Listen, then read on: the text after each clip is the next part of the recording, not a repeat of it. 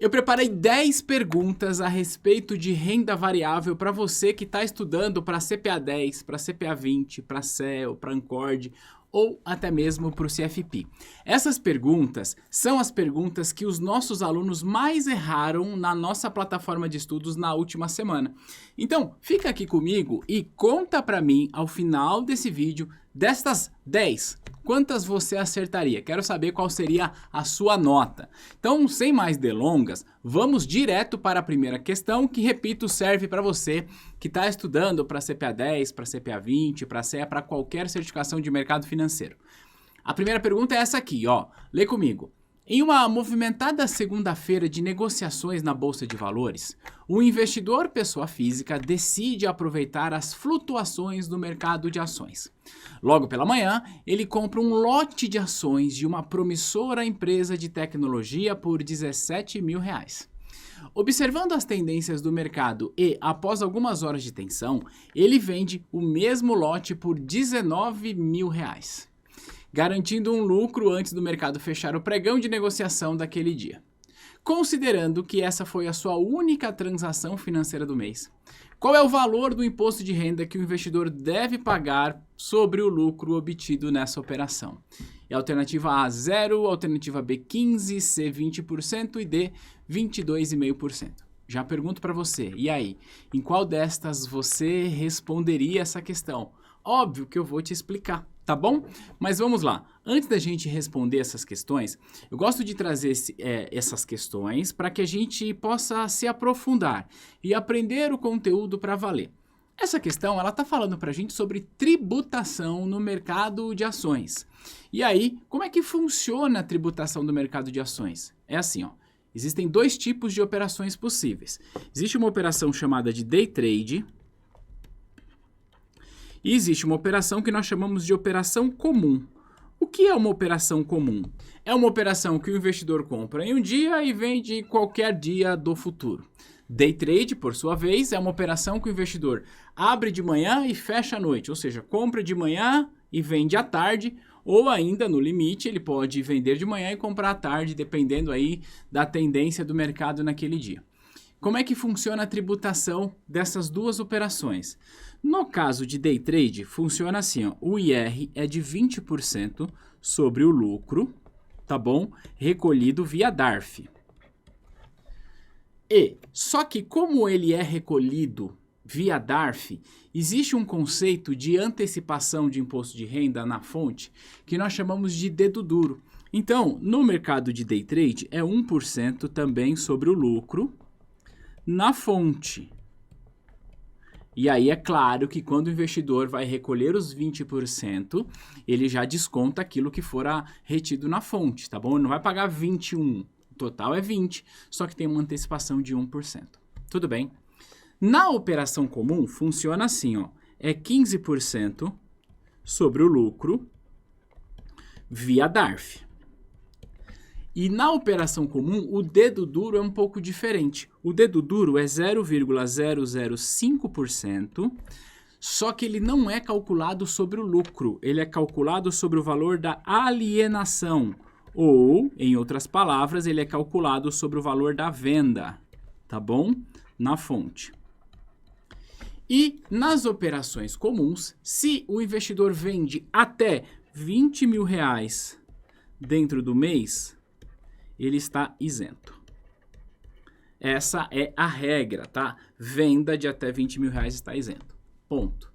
Então, o que nós temos nessa questão? Essa questão aqui, ela trata de uma operação day trade, ó. Pela manhã, ele comprou um lote a 17 mil, e aí depois de algumas horas ele vende o mesmo lote por 19 mil, garantindo um lucro antes do mercado fechar o pregão de negociação daquele dia. Ou seja, ele comprou de manhã e vendeu à tarde. Então, é uma operação de day trade. Se é uma operação de day trade, considerando que essa foi a sua única transação financeira do mês, qual o valor do imposto de renda, ou melhor, qual seria a alíquota do imposto de renda que o investidor deve pagar sobre o lucro obtido? A alíquota que ele deve pagar é a alternativa C, 20%, porque falamos aqui de uma operação day trade, tá bom? Segunda pergunta, vamos lá, ó. As ações ordinárias. Alternativa A, dão preferência no recebimento de dividendos. Alternativa B, dão direito à subscrição de novas ações. E alternativa C, dão direito a um voto por ação no conselho de administração da empresa. E D, dão direito a escolher o conselho de administração da empresa. E aí, destas, qual você responderia? Antes de você responder e antes de eu te explicar, você está no canal da T2 Educação. Meu nome é Thiago Feitosa e aqui eu ajudo você a ser um profissional ou uma profissional de mercado financeiro completo, tá bom?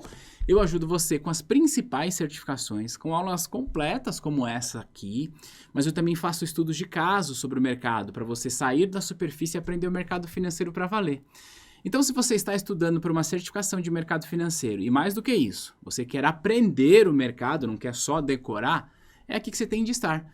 Clica aí para você se inscrever, ativa o sininho de notificação para você não perder nenhum vídeo, porque tão bom quanto essas aulas são os estudos de casos que a gente traz aqui que podem te ajudar a evoluir e sair da superfície, tá bom? Garante aí que você está inscrito ou inscrita para não perder os vídeos. E se você já é de casa, se você já está inscrito no nosso canal, já deixa um like, porque você sabe o quanto que a gente vai se aprofundando nos materiais que a gente traz aqui. Então vamos lá, voltar para essa pergunta. Existem dois tipos de ações, a ação preferencial e a ação ordinária. A ação preferencial é aquela que ela pode dar preferência no recebimento dos dividendos. A ação preferencial. Como essa questão está falando de ação ordinária, então isso aqui está errado. Tudo bem? Alternativa B, isso aqui pode gerar dúvida. Dão direito à subscrição de novas ações. Calma lá, meu nobre gafanhoto. É o seguinte, quando você compra a ação de uma empresa, o acionista, a pessoa que detém uma ação, ela tem direito de subscrever novas ações quando dá oferta secundária, quando a empresa vai aumentar o seu capital, quando ela vai captar mais recursos. Então, primeira coisa, não é a ação ordinária que dá direito à subscrição. Primeira coisa.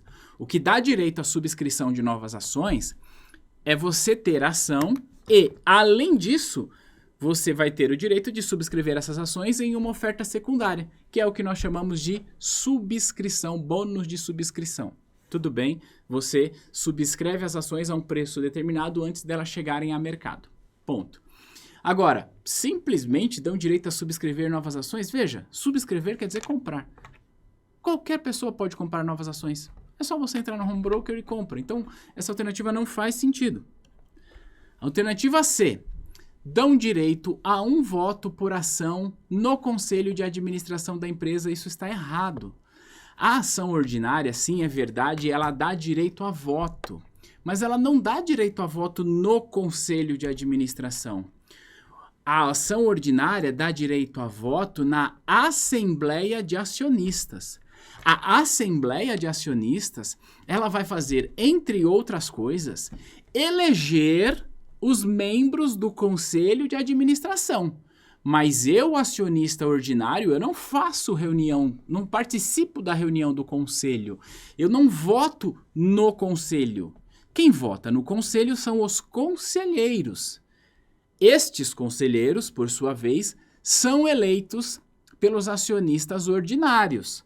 Mas repara que cada um tem a sua função. Portanto, a C está errada. A D, dão direito a escolher o conselho de administração da empresa. É isso aí, porque você vota para eleger o conselho. Portanto, a alternativa correta D, dão direito a escolher o conselho, considerando, é claro, que para cada ação você tem um voto na Assembleia de Acionistas. E quanto mais você tiver, maior vai ser a sua relevância na escolha dos conselheiros. Tudo bem? Cuidado para não confundir. Alternativa D. Próxima pergunta, ó. Sobre dividendos. Alternativa A. São aprovados pelos acionistas. Alternativa B. Dependem da valorização da ação na bolsa ou no mercado de balcão organizado. C. São aprovados pelo Conselho de Administração. E D. Podem ser pagos em ações, em dinheiro ou em ações. E aí? Qual seria a sua resposta para essa questão? Quero saber se você acertaria ou não. Então, dividendo é a distribuição de parte do lucro líquido da empresa para os seus acionistas, ok?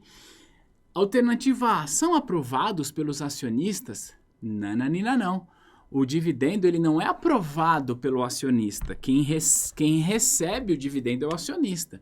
E quem aprova é o conselho de administração. Então a diretoria executiva apresenta o resultado, leva-se à votação no conselho para saber o quanto vai ser ou não distribuído em forma de dividendo. E aí, portanto, nesse caso, é o conselho de administração quem aprova o dividendo. O que já nos leva, portanto, à resposta correta C. São aprovados pelo conselho de administração. Mas a alternativa B diz assim, ó, dependem da valorização da ação na bolsa ou no balcão organizado. Faz sentido isso? Não. Olha só, quando a gente fala de valorização da ação, ou seja, do preço da ação subir, isso não tem relação com os dividendos. Isso terá relação, por exemplo, com o ganho de capital. Eu comprei uma ação por 20, ela subiu por 30, eu vou lá e vendo e realizo esse lucro. Mas uma empresa ela pode estar gerando dividendo independente do seu valor na bolsa de valores. Então, está errado isso aqui. E a alternativa D, que está errada também, diz assim, ó, podem ser pagos em dinheiro ou em ações. Isso está objetivamente errado, porque os dividendos só podem ser pagos em grana, em cash, em bufunfa. Pinga lá na tua conta lá o dividendo que a companhia distribui e aí, portanto, é dinheiro que você recebe, não ações. Tudo bem? Mais uma pergunta aqui, ó.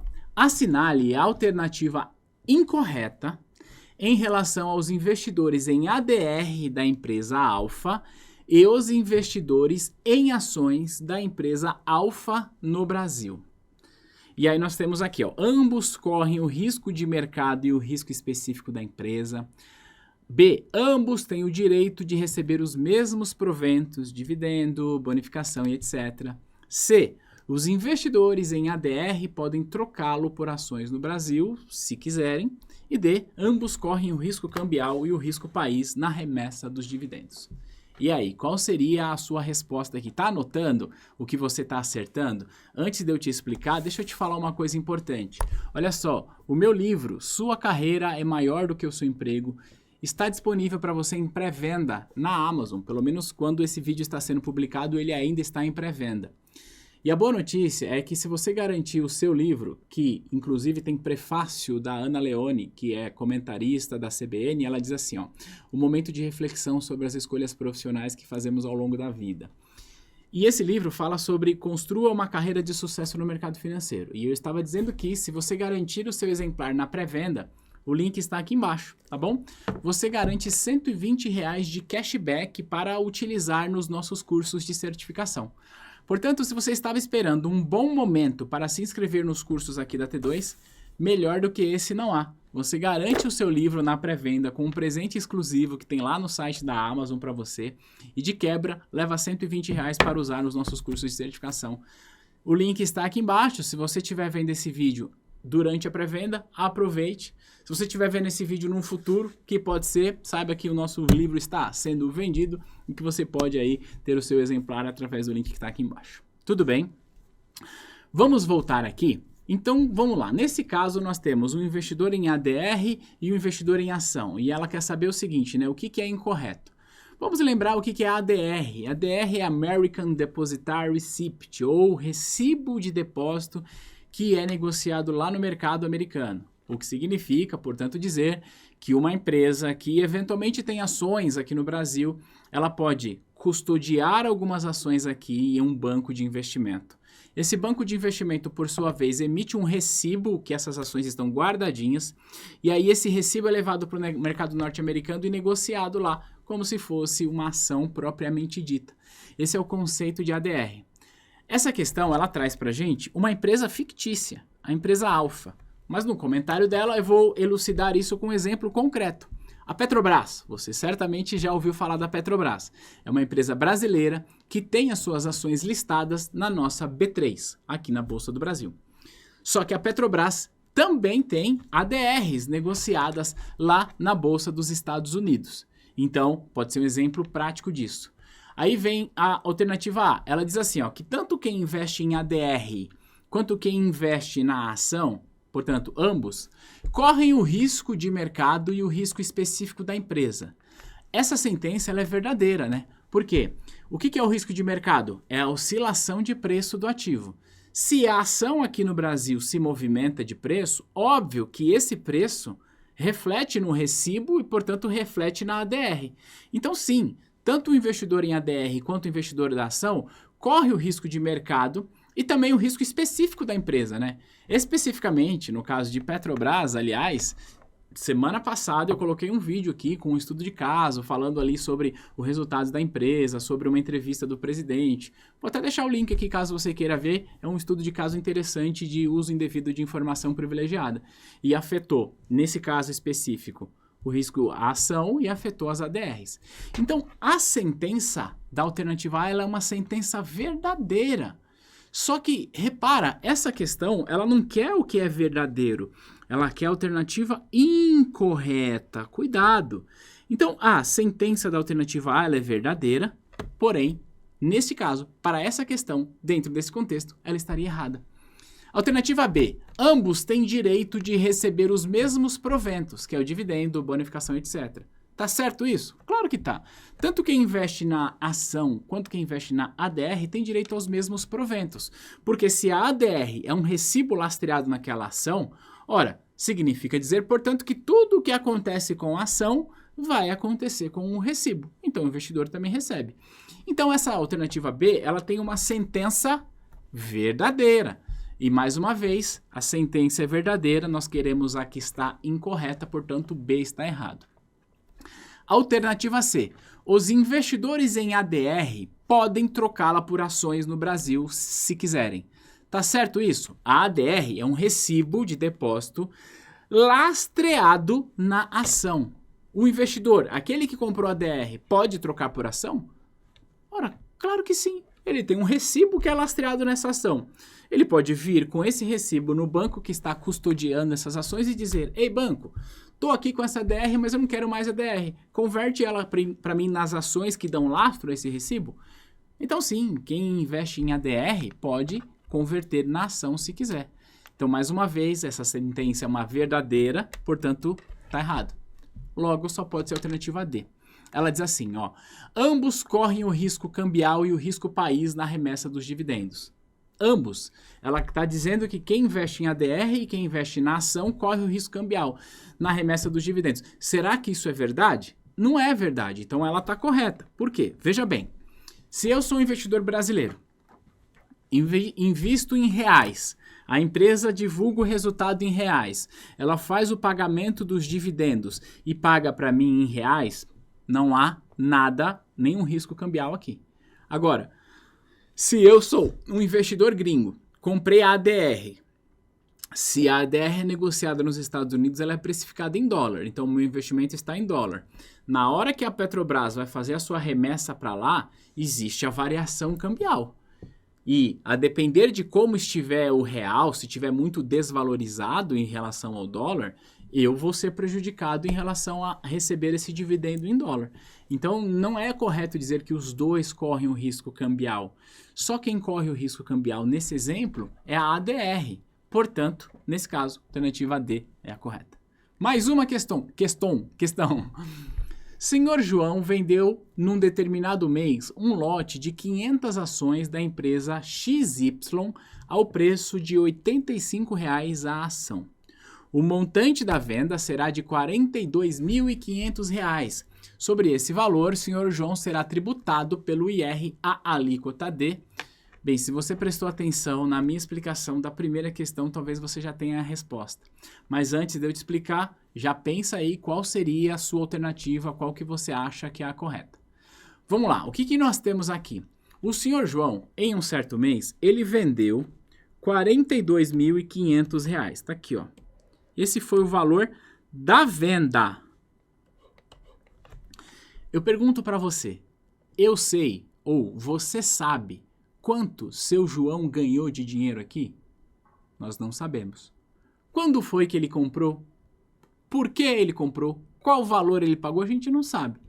Então a única informação que nós temos é, ele vendeu, ponto final, R$ 42.500 em ações.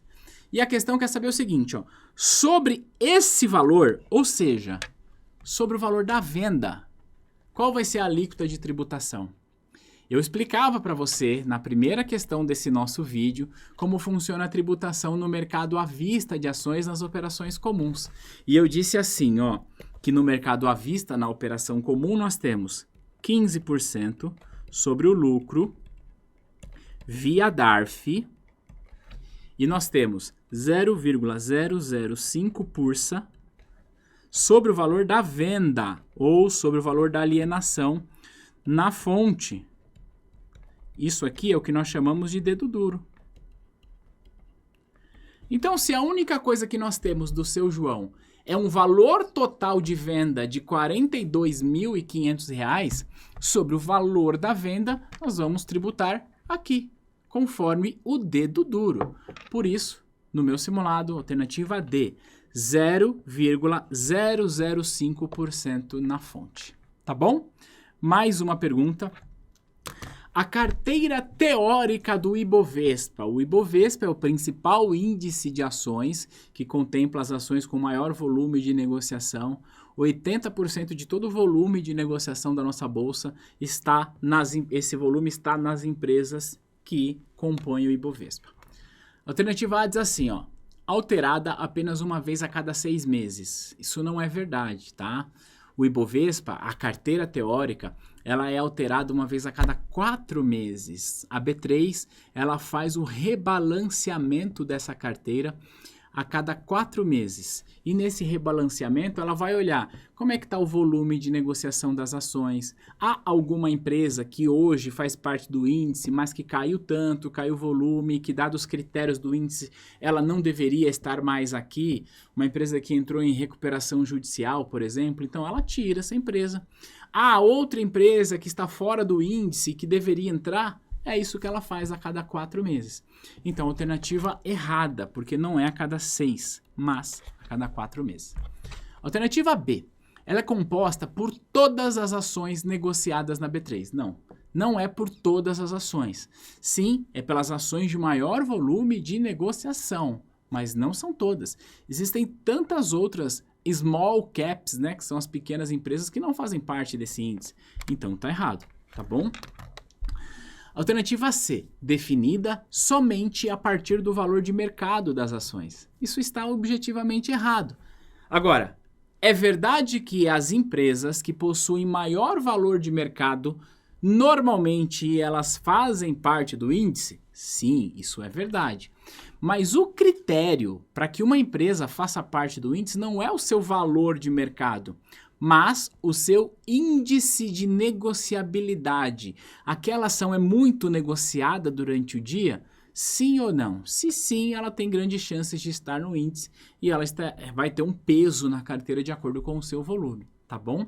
Então não é correto dizer que ela é definida somente a partir do valor de mercado. Não. Claro, repito, mais uma vez, o valor de mercado nos diz muito sobre a negociação daquela empresa, porque quanto maior for aquela empresa, maior tende a ser a negociação, mas o critério não é o valor de mercado. A alternativa correta, portanto, é a D de dado, que fala assim, ó, definida com base na negociabilidade das ações. É isso aí, essa ação é muito negociada? Se sim, ela poderá fazer parte do índice Ibovespa. Mais uma pergunta aqui, interessante é só. O acionista controlador responde pelos danos causados por atos praticados com abuso de poder. Ponto. São modalidades de exercício abusivo de poder. Então nós temos aqui 4 situações que a gente vai ler junto. Item 1. Eleger administrador ou fiscal que sabe inapto moral ou tecnicamente. Item 2. Induzir ou tentar induzir administrador ou fiscal a praticar ato ilegal ou descumprindo seus deveres definidos lá na Lei 6404 ou no Estatuto da Companhia, promover contra o interesse da companhia sua ratificação pela Assembleia Geral. 3. Fazer a aquisição em nome da controlada de novas empresas que não atuem no mesmo ramo de atividade da companhia com o objetivo de transformar essa empresa em um eventual fornecedor de serviços à controlada. E 4, contratar com a companhia diretamente ou através de outrem ou de sociedade na qual tem interesse em condições de favorecimento ou não equitativas. Está correto o que se afirma em, e aí nós temos aqui várias alternativas. Então vamos lá. O acionista controlador da companhia é aquele que possui o maior volume de ações ordinárias e, portanto, tem uma influência muito grande no conselho, vai eleger maioria de conselho e tudo mais.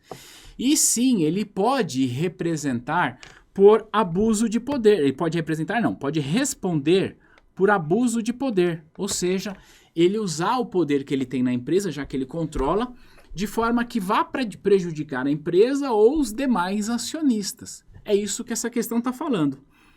Desses 4 itens que estão aqui, que nós lemos juntos, qual, na sua opinião, pode ser considerado abuso de poder vindo do acionista controlador? Você já tem resposta para isso? Vamos voltar em cada um deles para a gente entender. 1. Eleger administrador ou fiscal que sabe inapto moral ou tecnicamente. Faz sentido isso? Total sentido. E isso aqui é, sim, um abuso de poder. Veja, imagina que eu sou o acionista controlador de uma empresa e eu sei que determinado profissional, ele não tem a capacidade, ele é inapto tecnicamente. Eu sei que ele não conhece da administração de empresa, não conhece, ele é incompetente, por isso inapto tecnicamente. Ou ainda, eu sei que essa pessoa ela é inapto moralmente, ela tem, sei lá, problemas com a justiça, na administração de empresas. Ou seja, eu estou sabendo disso. E mesmo sabendo disso, eu elejo uma pessoa para ser conselheiro, ou ser o administrador, perdão, dizendo, ou seja, ser o diretor executivo, ser o CEO da empresa. Isso é abuso de poder, porque eu posso prejudicar a empresa sabendo. Então, sim, isso é abuso de poder. Vou colocar aqui uma bolinha. 2. Induzir ou tentar induzir administrador ou fiscal a praticar ato ilegal. Ó, eu nem precisava continuar lendo, né? Ó, se eu sou o acionista controlador, eu tenho um CEO aqui na minha empresa, que é quem administra, quem toca. Eu vou lá e induzo ele a fazer uma prática ilegal. Isso é ou não é abuso de poder? Claro que é. Então, tá aqui, eu não preciso nem continuar lendo. Agora 3, olha só. Fazer a aquisição em nome da controlada, ou seja, da empresa que eu controlo, né, de novas empresas que não atuem no mesmo ramo de atividade da companhia, com o objetivo de transformar essa empresa em um eventual fornecedor de serviços à controlada. Isso é abuso de poder? Não, não é. Ó, eu vou te dar um exemplo, tá? A T2, que é a empresa que financia esses vídeos que você está vendo gratuitamente aqui no YouTube, da qual eu, inclusive, faço parte do quadro de societário aqui. Mas vamos supor que eu seja o acionista controlador da T2. E aí, a T2 é uma empresa de educação, é isso que ela faz. Só que para que ela seja uma empresa de educação, ela precisa ter vários serviços para utilizar, como, por exemplo, tecnologia, certo? Nosso core aqui envolve muito isso. Aí imagina que tem uma empresa de tecnologia que tem uma tecnologia disruptiva que ajudaria muito na distribuição dos nossos produtos educacionais. Aí eu, como acionista controlador, compro essa empresa de tecnologia em nome da T2, ou seja, a T2 compraria, e aí a T2 acaba usando essa empresa como uma fornecedora de serviços de tecnologia. Qual é o problema aqui? Zero problema. Aliás, isso é absolutamente comum e corriqueiro no mercado. Então, olha só, ele vai fazer aquisição em nome da controlada de novas empresas que não atuem no mesmo ramo de atividade. No nosso exemplo, a T2 é uma empresa de educação. Ela estaria comprando uma empresa de tecnologia. Tá tudo certo aqui. Isso não é abuso de poder. Então, a gente corta aqui. 4. Contratar com a companhia diretamente ou através de outrem ou de sociedade na qual tem interesse em condições de favorecimento ou não equitativas. Ó, o que ela está dizendo? Eu vou contratar com a empresa, tá? Diretamente ou através de outra empresa ou de outra sociedade que ele tem interesse, só que aqui, ó, em condições de favorecimento ou não equitativas. Exemplo, tá? O que seria uma condição de favorecimento ou não equitativa dentro desse contexto? Mais uma vez, eu sou a T2, tudo bem? E aí eu sou o acionista controlador da T2. E ela quer contratar comprar uma outra empresa. Aí a gente vai lá, faz o valuation da empresa e diz assim, ó, o valuation dessa empresa que a T2 compraria é de 100 milhões de reais. Tudo bem? Esse seria o valor justo. Aí eu chego lá para os controladores daquela outra empresa e falo, ó, vamos vender por 200 milhões de reais, a T2 paga 200 milhões de reais e aí vocês me dão uma comissão aí dessa venda. Não faz o menor sentido isso, tá bom? E aí, é isso, em condições de favorecimento, eu ia me favorecer nisso. Então, isso sim é uma prática de abuso de poder. Então, o item 4 também é. Assim, está correto o que se afirma no item 1, no item 2 e no item 4. Portanto, aqui no meu simulado, D de dado 1, 2 e 4, tá? O 3 não é. Mais uma, vamos lá, ó. São direitos dos acionistas. Então, quem compra a ação da empresa tem direito de quê? Pergunto para você. Item 1, participar dos lucros auferidos pela empresa. 2, fiscalizar a gestão dos negócios sociais. 3, administrar a companhia, ou seja, administrar a empresa. E 4, preferência na subscrição de novas ações em caso de aumento de capital. E aí, o acionista, aquela pessoa que compra a ação, ela tem direito do quê? Já vai anotando aí, porque eu quero saber depois, das 10 questões que eu trouxe, quantas você acertaria. E eu vou te explicar só mais um jabá importante aqui, olha só. Se você quiser conhecer os cursos da T2, sem compromisso, sem investir um único real, você só vai conhecer a nossa plataforma, vai ver algumas aulas, verá o nosso simulado, a nossa apostila, tudo. O link do trial do nosso curso está aqui embaixo, tá? Você pode, entra, se cadastra, zero compromisso, não tem dado de cartão, não tem nada. Entra, se cadastra, conhece, você vai ver algumas aulas por um período, você vai ver a apostila, vai ver questão. Todas as nossas questões são comentadas individualmente em vídeo para você saber a resposta de todas. Você consegue fazer os filtros do que você quer ou não fazer naquele momento, tá bom? Aproveita, conheça o nosso curso de graça aqui embaixo, tá bom? Voltando, feito o jabá, vamos lá. Item 1, participar dos lucros auferidos pela empresa. Pergunto para você, quem compra a ação de uma empresa tem direito a participar dos lucros dessa empresa? Óbvio que sim. É por isso que nós recebemos dividendos ao investir nas ações. Então, sim, isso é um direito do acionista. Participar dos lucros auferidos pela empresa nada mais é do que receber os dividendos que essa empresa distribui periodicamente. Então, tá certo. 2. Fiscalizar a gestão dos negócios sociais. Eu pergunto para você, o acionista pode fiscalizar a gestão da empresa? Claro que pode, afinal de contas ele é dono da empresa, quem compra a ação é dono dela. E não à toa, e exatamente por isso, que toda empresa listada na Bolsa de Valores, ela tem de ter uma diretoria lá e ela tem um canal chamado de RI. O que é o canal de RI? É o canal de Relações com os Investidores. Esse canal, essa diretoria, ela já é responsável por tornar pública muitas informações a respeito da decisão da empresa, de gestão e tudo mais. Mas além disso, se eu quiser saber de alguma coisa, eu posso perguntar lá para o RI. Ô RI, e aí, essa contratação desse diretor aí faz sentido? Eu posso fazer isso na figura de acionista. Agora, claro, eu não posso...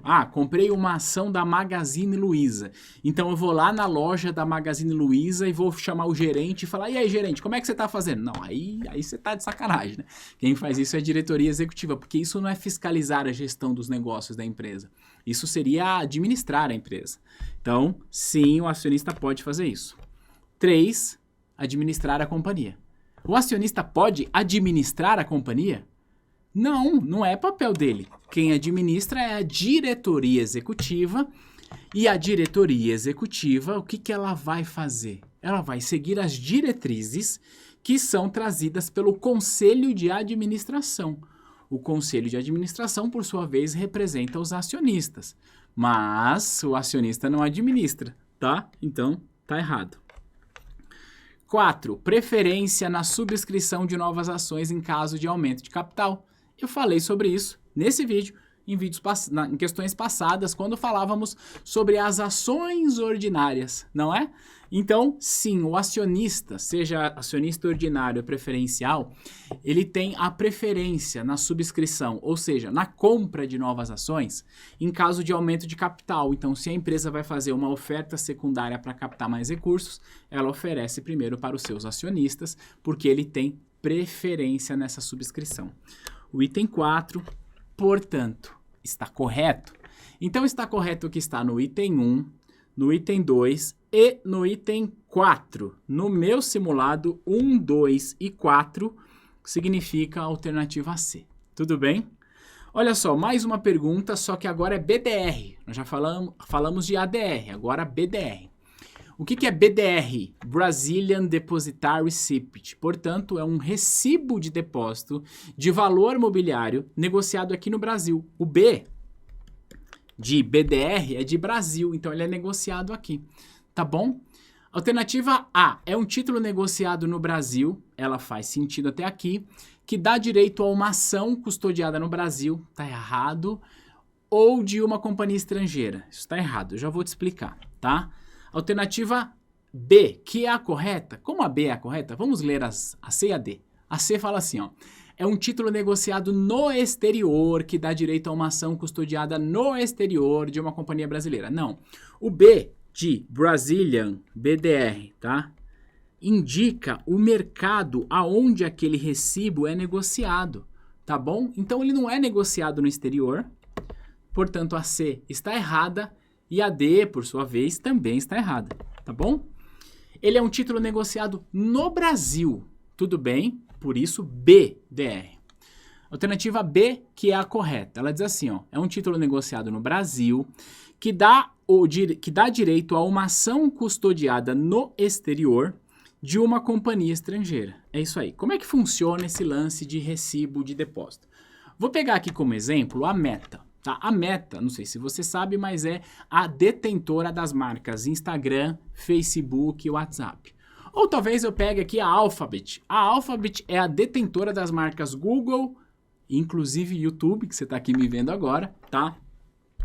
Ela é uma empresa americana, portanto ela tem ações, essas duas empresas, tanto a Alphabet quanto a Meta, são empresas americanas, que têm ações listadas lá nos Estados Unidos. Então ela é uma empresa estrangeira que abriu capital lá. O que a Meta fez? O que a Alphabet fez? Essas empresas, elas pegaram algumas ações, custodiaram lá nos Estados Unidos, deixaram guardadinhas lá, porque elas são de lá, ninguém está negociando. Então elas deixam custodiadas em um banco de investimento. Esse banco diz assim, olha, eu realmente estou guardando essas ações aqui comigo. Eu, banco, vou emitir um recibo que essas ações estão aqui guardadinhas. E aí vocês, participantes de mercado, negociem esse recibo. Leva esse recibo lá para o Brasil, que aí ele vai chamar de BDR. Negocia lá na B3, que é a Bolsa do Brasil.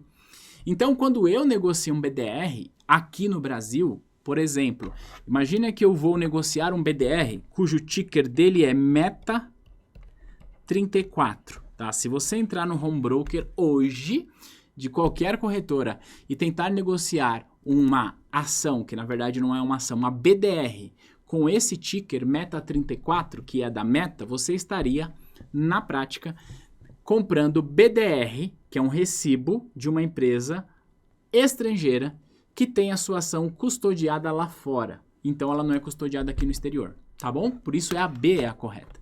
Então, mais uma vez, Meta tira de circulação algumas ações, guarda em um banco de investimento, esse banco emite um recibo e a gente traz para o Brasil. Resposta correta. Deixa eu só avançar aqui e fazer você aprender mais. Está correto que está na alternativa B? Tá, é um título negociado no Brasil, que dá direito a uma ação custodiada no exterior de uma companhia estrangeira. Isso dá certo. Só que BDR é muito mais do que isso, tá? BDR é sim um título negociado no Brasil, ponto, que dá direito a um valor mobiliário custodiado no exterior. O que significa? Que BDR dá direito a um valor mobiliário, ou seja, ele pode dar direito a uma ação, que é o que eu estava te explicando a respeito da Meta, mas eu posso ter ainda aqui no Brasil BDR que é lastreado em cotas de ETFs. Isso pode acontecer. Eu posso ainda ter BDR que é lastreado em títulos de renda fixa. Isso também pode acontecer. Agora, claro, mais comum na nossa bolsa é de ações. Então, ele é lastreado em um valor mobiliário custodiado no exterior. Só que aí tem mais, né? A gente pode avançar. Ela diz assim, ó, de uma companhia estrangeira. Tá certo? Sim, tá certo. Só que, veja bem, não só de uma companhia estrangeira. Pode ser de uma companhia que tem o seu valor mobiliário emitido fora do Brasil. Quer ver? Eu vou te dar um exemplo. Você provavelmente conhece o Nubank. Nubank é um banco brasileiro. Só que quando ele abriu o seu capital, ele não abriu aqui na nossa B3. Ele abriu nos Estados Unidos. A exemplo do Banco Inter, a exemplo da XP Investimentos, todas essas instituições são brasileiras. E abriram o capital lá nos Estados Unidos. Se você, aqui no Brasil, quiser negociar as ações dessas empresas aqui, você não consegue. Mas você consegue negociar BDRs dessas empresas. Então veja, apesar da sentença da alternativa B ser uma sentença verdadeira, e para essa questão nos bastaria, mas eu estou trazendo aqui para você um conhecimento mais profundo sobre BDR. BDR é negociado aqui, lastreado num valor mobiliário custodiado fora do Brasil, e esse valor ele é emitido por uma companhia que não tem o capital aberto aqui, ponto. Pode até ser uma brasileira, tudo bem? Então a alternativa B é a correta.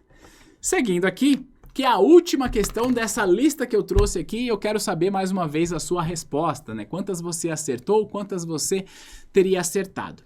São pressupostos de uma análise grafista de ações. Então, dentro de uma análise grafista, o que a gente tem de pressuposto? Vamos lembrar, quando eu estou analisando a ação, eu tenho basicamente duas formas de fazer isso. Eu tenho a que nós conhecemos como análise fundamentalista. A análise fundamentalista, ela analisa a ação através dos indicadores, seja indicadores econômicos de toda a economia, ou seja, macroeconômicos, seja indicadores do setor que aquela empresa está inserida, e seja indicadores financeiros e contábeis da própria empresa. Como é que está a saúde financeira dessa empresa? Deixa eu olhar o balanço, a DRE, tudo isso é análise fundamentalista. A outra forma que a gente tem de analisar empresas é através da análise gráfica, também chamada de análise técnica ou de análise grafista. Essa análise, ela desconsidera variações econômicas, número de empresa. O que ela olha é o comportamento do preço no passado. Veja, ela pressupõe que como o mercado se comportou com esse ativo em dadas situações, ele tende a se comportar no futuro. É isso que a análise técnica faz. Alternativa A, portanto, diz assim, ó, questões políticas e decisões sobre tributação no mercado onde a empresa atua influenciam o preço do ativo. Não. A análise que faz isso é a análise fundamentalista. Ela está olhando para o cenário macro da empresa, para o cenário político. Aí sim vai influenciar no preço. Então não é um pressuposto da análise grafista, tá bom? B. As variáveis econômicas irão influenciar no preço dos ativos. Não. Mais uma vez, quem faz isso é a análise fundamentalista, não a gráfica. Então tá errado. C.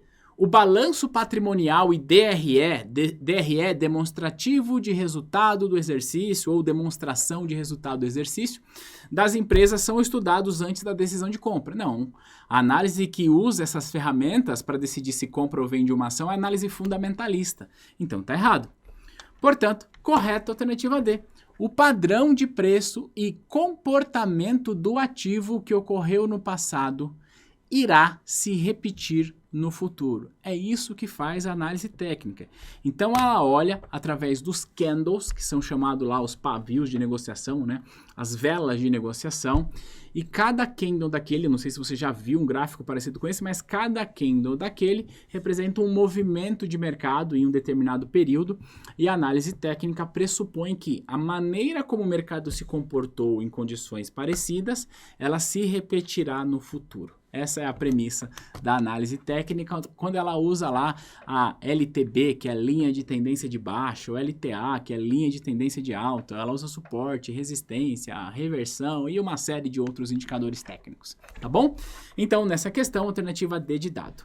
Finalizei as 10 perguntas que eu havia prometido para você. Agora, ó, deixa aqui nos comentários. Eu quero saber, 1, quando é que você está vendo esse vídeo? E 2, destas 10 perguntas que eu trouxe, quantas você teria acertado. E reforço também para que você possa conhecer os cursos da T2 com zero compromisso através do nosso trial. O link está aqui embaixo.